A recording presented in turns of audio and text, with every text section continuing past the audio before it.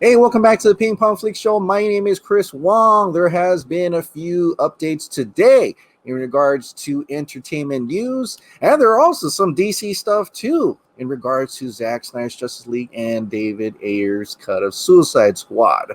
Also, something else that may make all the executives mad. But definitely, I want to thank our newest member of the Ping Pong Flix Show first. Thank you so much to Jandon Patterson for joining the Ping Pong Flix Show as a member. I truly appreciate it. I also appreciate all the other members and subscribers as well. Thank you for sticking with me. And definitely, like I said, I put out a community post. If you are not seeing chapters on the time bar here, you can still go to the time code within the video description down below, and then you can actually click on the time code. And I talked to YouTube, and the reason why you're not seeing it down here because in the comments, some people put time codes in the comments, and that just screwed everything up. So that's why it's not on the bar here for those certain videos. But if nobody puts a time code in their comment, then it will show up on the time bar. Weird. I mean, I don't know why. I said, why can't you guys separate that out? And I don't know. Apparently not. They haven't gotten there yet. So, but in anyway, let's get on with the topics for the day. The first topic of the day is HBO Max same day movies trailer released this morning. I was so excited. I because there was some Godzilla versus Kong on there. I did a separate video in regards to that 1 second of new footage for Godzilla versus Kong. Just 1 second. Just 1 second. And this thing is coming out in March 26th, right? Okay, here is Godzilla versus Kong. That's it. That's all you get for Godzilla versus Kong. Seriously, that's all you get. He's coming out of the water. He smashes down. Kong comes, hits him over the face. And like I said in my kind of the little genre etc. video, that I've heard that this scene was shown at CinemaCon last year, and they actually have a little bit further. After he hits Godzilla like shakes his head like in Batman versus Superman. That's why I put that clip there. Like he doesn't get any of it's not affecting him, and then he just whips his tail and Kong just flies off. So that's kind of cool to see. We don't see that there. We just see that the punch does connect to Godzilla's face. But there's also a little sneak peek of Mortal Kombat, Sub-Zero creating like a sword with with his what is cryomancy, if you will. Then it says the biggest Warner Brothers premieres. Whoops, let's go with that again. The sword. And then we see a little bit of, James Gunn's The Suicide Squad right there. The exact same day. Our first look at Space Jam, the new Space Jam movie. I used to love the Michael Jordan one a long time ago as a kid. I haven't watched it in a long time, so I'm really eager to see how this one turns out. And this is interesting. I was like, what is this? I thought this was like The Conjuring, but apparently this is another James Wan movie called Malignant. And there is like no description. It's a horror movie, of course. I don't know what it is, but this looks freaky. It's one of his Atomic Monsters production. Really looking forward to that. And I think that was Will Smith. Yeah, that's Will Smith in a movie there. Denzel Washington, Angelina Jolie, and Tom and Jerry. Another look at the Suicide Squad there. That's Jared Leto, isn't he? I don't know what movie that is.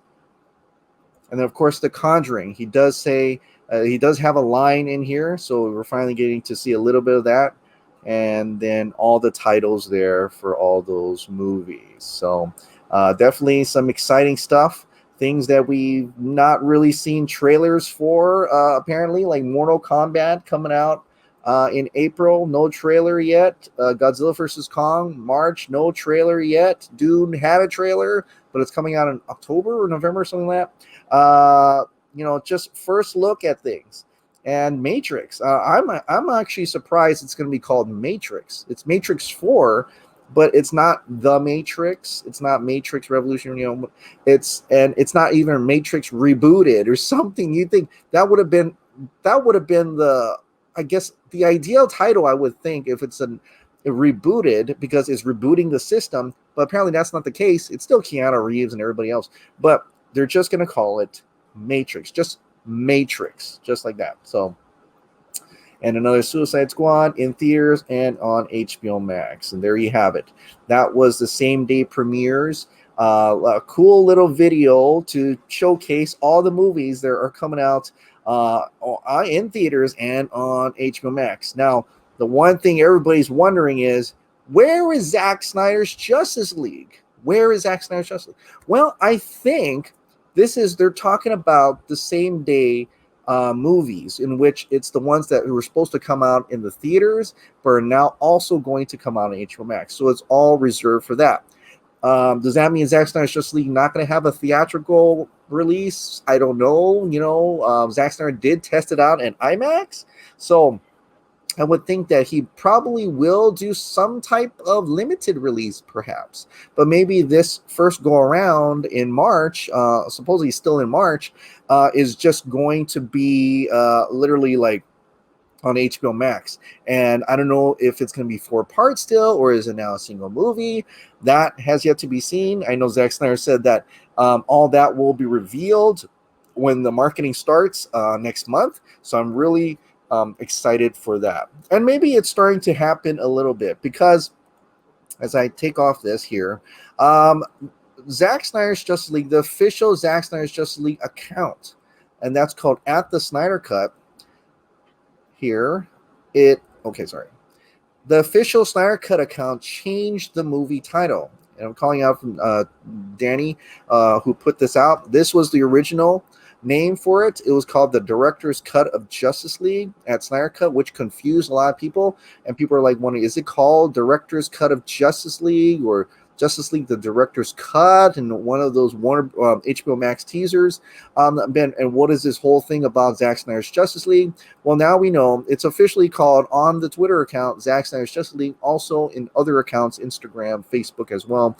This has changed. This logo, I don't know if you remember, it used to be like this one line down with the star, right? It was weird looking, like, and people thought, what does that mean? Does that mean like 1 and then it's going to have a 2 and 3?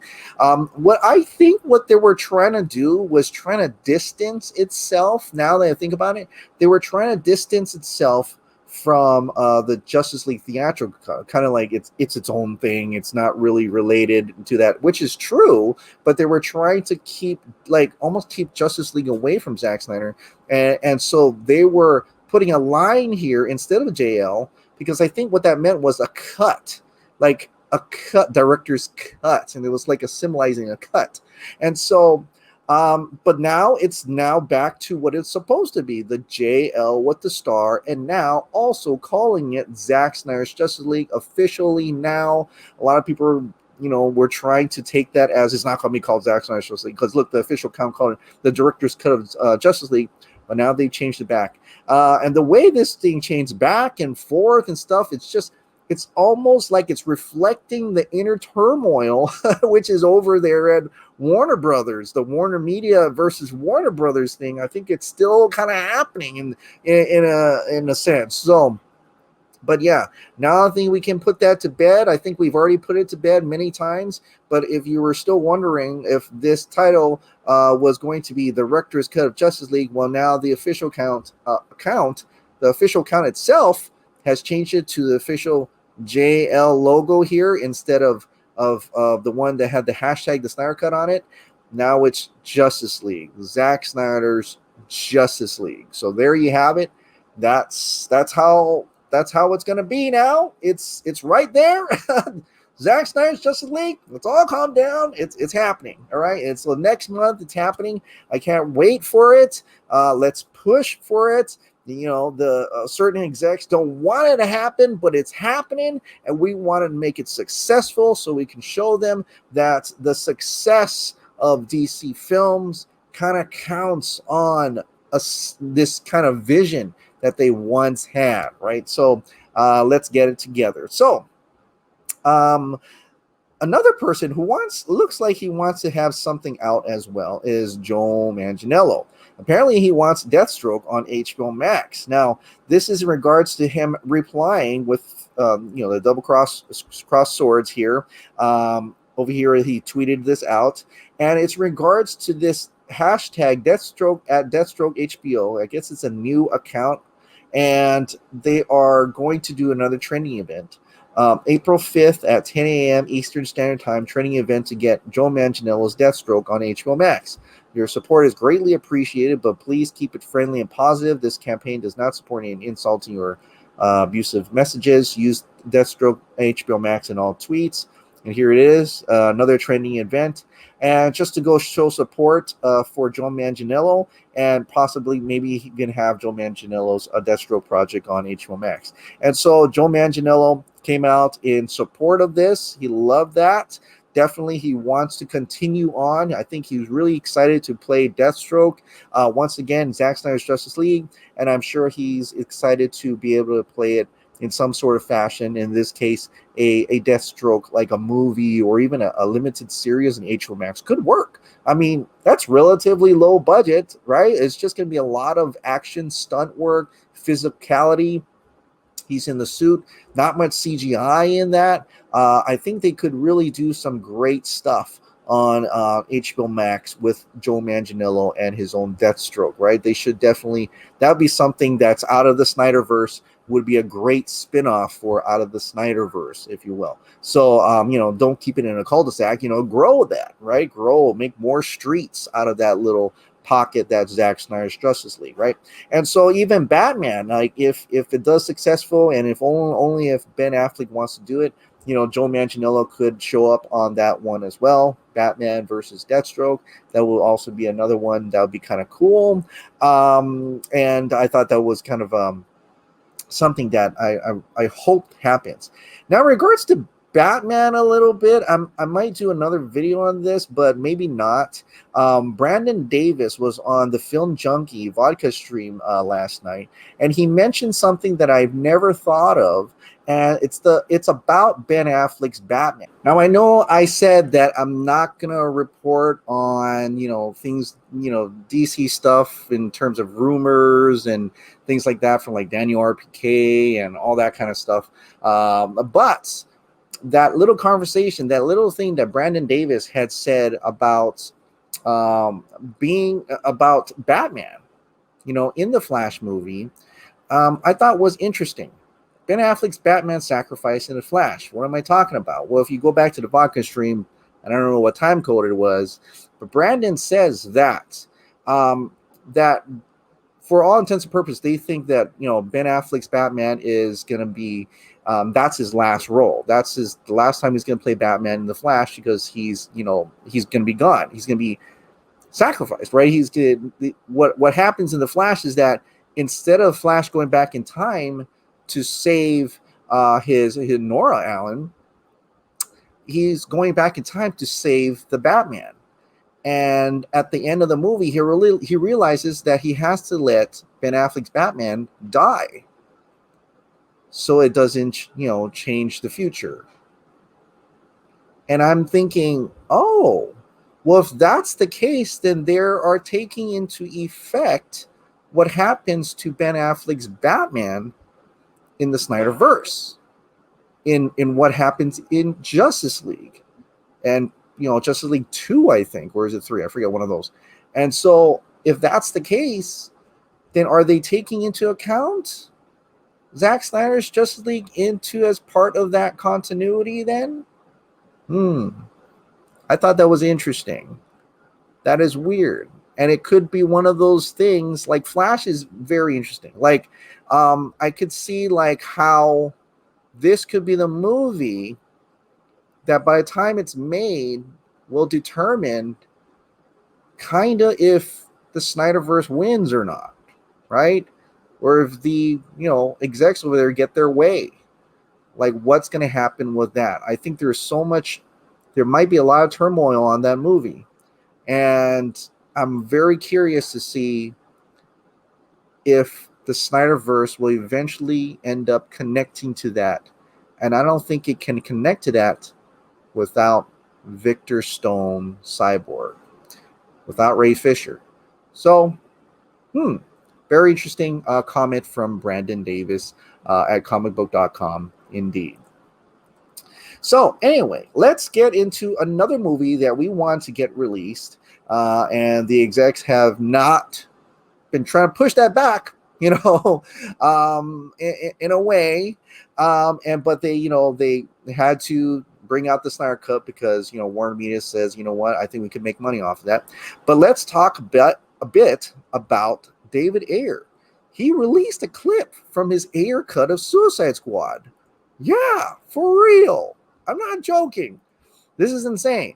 And it's a small little clip, but the reason why I have a purple light and green light behind me for Mr. J, and I got that background, that scary background that is like he's peeking out from the window looking at you, looking through into your soul. But on David Ayer's IG, Instagram, and for the trending today trended, released the Ayer cut, trended, I think almost 50K tweets or something. And he put this out. You should be ashamed of yourself. You should be ashamed of yourself. You should be ashamed of yourself. Now it's very short, and he's obviously says you should be ashamed of yourself. Right? You can kind of hear it. I think I boosted it enough that so you can hear it. But he says you should be ashamed of yourself. That's interesting. One, it's the clip from partly towards the ending where he meets up with the Suicide Squad. He's already working for Enchantress, and he's probably telling that to Harley Quinn because there was a picture, with him holding a pistol towards Harley Quinn. I think David Ayer had shared that at one point. And of course, he has the burn face because, that helicopter crash happened before this. So definitely that's the part. And he had more of a role, and which I would love to see. I would love to see, Jared Leto's true version of the Joker in David Ayer's cut of Suicide Squad. And so it's great that he's sharing this. Another point is that a lot of people notice this looks like he's recording it off a monitor. There was another photo that David Ayer released, and it looked like it came straight from a monitor itself. It was a black and white Karen Fukuhara as Katana, and from the ending part. So this obviously, with audio and color, obviously he has a cut. He has his copy on his computer or on television or something, and he's got it. He's sharing it with us. I'm wondering why did he choose this clip? It's obviously something that we haven't seen or heard before. And who is he talking to? You should be ashamed of yourself. I don't know if it's directed towards. Maybe it's directed towards Warner Brothers. Maybe it's directed towards Walter Hamada. Maybe there's some issues trying to get the cut out, and he's saying you guys should be ashamed of yourself. Maybe this is in response. I mean, he's been very vocal about Jeff Johns. He's been very vocal about the studio changing his vision and stuff like that. Maybe in light of everything's happening with Ray Fisher and how they're trying to silence him and everything, that he's also kind of putting out too that they should be ashamed of themselves. So I'm wondering if that's the case here. But like I said, he's got the cut. He's got it right there. He says it doesn't take much more to finish up the VFX, and then they can release it. Now with the with HBO Max having the same day movie premieres with theatrical, there's a lot of catalog. There's a big catalog now for 2021. I mean, you can probably argue that's not enough, but every month there's probably something. So maybe right now is not a good time for the Ayer cut. There's an actual James Gunn, The Suicide Squad, now coming out on HBO Max. So maybe now they pushed it back. Like maybe now it's like, well, before it was a good idea because we didn't have content over on HBO Max, but now that we're signing over all these movie theater movies over to HBO Max at the same time, and they're available 31 days a month, per month, I guess, and maybe we'll need the Ayer cut right now, which I think is, might as well. I mean, they all expire after 31 days, or maybe you can utilize this to like hype up James Gunn's The Suicide Squad. Because when James Gunn's The Suicide Squad comes out, People are going to be like, yeah, but I want to see David Ayer's cut of Suicide Squad. Or they're going to keep comparing it and it says, oh, you released that one, but not David Ayer's one. Hey, James Gunn, what do you think about David Ayer's? That conversation will come up. So I'm wondering if they should just release this somehow before that one and just to clear the air. Clear the air saying, hey, okay, we did that. Now can you go and appreciate James Gunn's The Suicide Squad? But we'll see what happens with that. All right. Well, that is it for the topics today.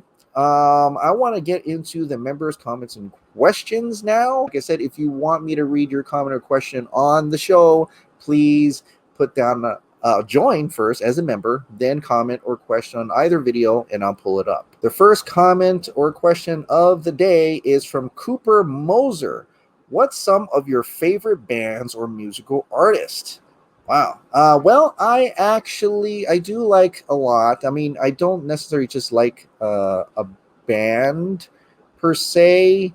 I like certain, I like Louis Capaldi. I like soundtracks more. Now I think about it, I think I like more scores than anything. Take that away. Let's cancel it. Cooper Moser, what's some of your favorite bands or musical artists? I gotta be honest, I don't listen to music too much. I actually listen more to scores and soundtracks, so I can tell you the composers. I do love some Harry Gregson Williams. I love Rupert. I love Trevor Rabin, Junkie XL, of course, Hans Zimmer, John Williams here and there. I'm less whimsical now. I think I like Steve Jablonsky, things like that. So definitely those are like scores and soundtracks. I love those. Brandon Hayes, wow, you are a Power Rangers fan. Glad to hear it. Yes, the 90s was the best. I was a fan of the original 3 seasons and the Zeo season. After that, I bailed out because the show became too cheesy and then didn't return until 2003 for the Ninja Storm and Dino Thunder. SPD and Mystic Force seasons. Then I bailed again because it became too cheesy again. The show has descended into a new level of cheese while on Nickelodeon, but that's understandable. It's a kid's show. I enjoyed the dark PG-13 adaptation that arrived in 2018. Was cool, but just a little too dark. The darkness is what I think scared the parents away when they read about the plot and characters. They didn't bring their kids and it hurt the box office, but I did think it was an interesting take on the show. The movie felt like a cross between the original season and the Dino Thunder seasons, but just more mature and dark. Also, the online fan film from Adi Shankar was interesting, but that was just a bit too dark. But it was interesting. Yeah. You're right. That was the one thing that they, never could get across. A lot of the OG Power Ranger fans kind of did not like the PG-13, the new one at all. Brandon Hayes, this could be interesting. I don't want to judge it yet. I'm not impressed by the stills, but I'll give it a chance. I feel the brand of Mortal Kombat suffered a huge blow in 1997 with the horrid sequel, Mortal Kombat Annihilation, and the death of the coin arcade games and the transition to home consoles. That killed the brand. Remember that online trailer that surfaced in 2010 with the Michael Jai White as Jack's title Mortal Kombat Rebirth? I did. I do remember that a little bit. That could have been something that had Warner Bros. Allowed the filmmakers to take the franchise in that direction, but they butchered it with a subpar, disjointed web series that ran 2 seasons. Season 2 was a reboot. If I recall from Season 1, Mortal Kombat is guilty of bad reboots, and now we have yet another reboot. So I just don't know. We will see. It's too early to tell. Definitely, I sort of remember that. I've seen it online, I think, but I kind of vaguely remember that. But fans do make some good stuff, online. But of course, with the licenses and stuff like that, of course they can't. But maybe there'll be a resurgence now. I mean, I've already abandoned the arcade style for a while. I've been on the console, so that's where I've played it. But there could be a lot of fans out there who really appreciate it. So we'll see what happens. Yes, and once again, yes, flawless victory, time to get freaking hyped, says Shane S. Alman. Bowl of Indo meme. You know what would be awesome? Zack Snyder adapting Street Fighter 2, the animated movie. Yeah, I mean, if he wants to get into that, that would be cool. Game adaptations, something that Zack Snyder could probably do, and do it really epic and awesome as well. Yeah, definitely would. That would be cool. Imperil. Hello, Chris. Have you watched the series Warrior on HBO Max? It's pretty good and also gory, great martial arts. I haven't had time, but I'll definitely try to check that out one day. Thank you. Lego Dinosaur. If HBO still plan to release Jail in March as a four-part TV series, then they will still release movies in between, as the four-part series could drop every 2 weeks or 3 months. March twice in April, last part in May. Yeah. I think if it's in, I would actually, I know people wanted to see like all at once, but like imagine the type of conversation and engagement every week, just like how, I mean, we don't have WandaVision fans here probably, but or any series rather, like Raised by Wolves and stuff like that. The Boys, right after every episode, there's like a whole week of just conversation, like what's going to happen next, what happened, you know so that could really make the engagement kind of cool and make people talking about it, instead of just putting it all out at once. But you know what? The same thing happens with Stranger Things. It came out all at once, and people, had lots of conversations and binged at it as well. So, we'll see. I'm really excited to see where the show goes. Thank you, Travman. Thank you. Appreciate it. It's trash for WandaVision. It's trash. Yeah. But thank you for seeing my video anyway. Yeah, I don't know how it's going to pull. I heard episode 3 picks up. So we'll see. We'll see what happens. Brent T. Wilson, I thought the first 2 episodes were really good, and it was refreshing having a different formula for Marvel. And to be honest, I liked it. Paul Bettany was great too. Yeah, I mean, it's very different, a different take. It's a different tone. It's probably like for once they actually changed it. I mean, Thor Ragnarok was a big change in terms of tone, but yeah, it's certainly different. So I'm wondering where it goes with this, but it sounds like there's something darker there that we're not seeing. But let's see what happens in episode 3. Bull of Indomie, that magic show was delightful, though. Anyone wants to guess whose voice was that Wanda who's doing this to you? And that sword reveal ties with Nick Fury in space, I guess? Oh, that is interesting. Oh, so there might not be, maybe this is not even Earth. Maybe, I don't know. I don't know. I'm not sure.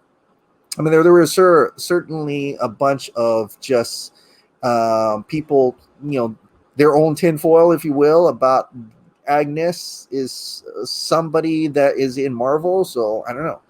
The weird thing about a movie for Dungeons and Dragons is the game is an RPG where the storyline, the player's face is determined by their choices, plus the roll of the D20, of course, and the characters are created by the players. So in other words, the movie could literally be anything with any set of completely original characters. The very idea of a movie, therefore, is kind of a weird sort of risk. Yeah, but the cool thing about that, Eric, is that there's no story. They could pretty much make any story as long as the monsters and all these different, basically the monsters and all the creatures are from the Dungeons and Dragons game, which is kind of like what the other movie did, but maybe it's better, or maybe they could do that. Maybe it could be very fourth world, where a bunch of kids are actively going to start to play the game, and they go into it. It could be an anthology where they pick different characters, change different names. And I guess that could be kind of comedic in that sense, but I don't know. Eric Blade, shoot.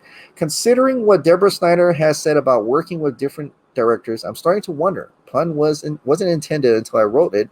If my writing of that Wonder Woman and Lois Lane script I've talked about a lot could possibly lead to something more than my own conceit. Geez, do I have an ego or what? I've imagining being able to talk with Deborah, Zack, Gal, Amen, and even Patty Jenkins about the darn thing. But considering how you and Dave have found yourselves able to interview Zack on a repeated basis, I suppose there are always possibilities. Yeah, you never know. Maybe one day they'll reach out. Eric Blake, the pulling out of what looks like a screen could be a Matrix reference.